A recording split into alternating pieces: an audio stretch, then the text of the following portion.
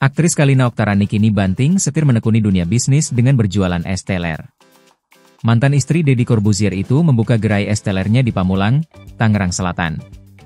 1 cup besar es teler Kalina ia jual mulai harga Rp19.000.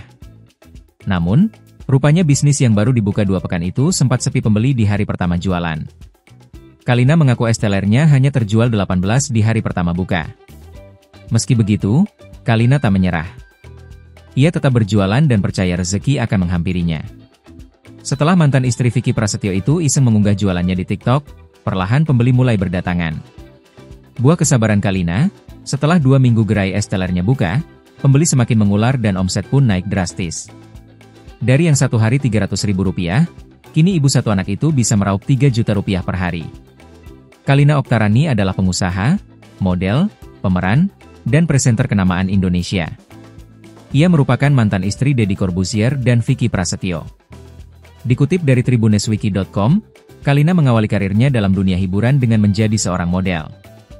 Ia pernah mendapatkan puncak ketenarannya pada 2005. Namun sayang, setelah itu Kalina Oktarani memutuskan untuk keluar dari dunia modeling yang pernah membesarkan namanya.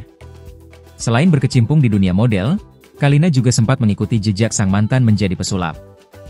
Kalina Oktarani kini tengah disibukkan dengan kegiatan barunya berjualan es teler. Gerai es teler milik Kalina itu berlokasi di Pamulang, Tangerang Selatan. Bintang film Teman Tidur itu mengaku tidak gengsi meski kini harus berjualan kaki lima. Kalina juga mengungkap harapannya untuk membuka cabang.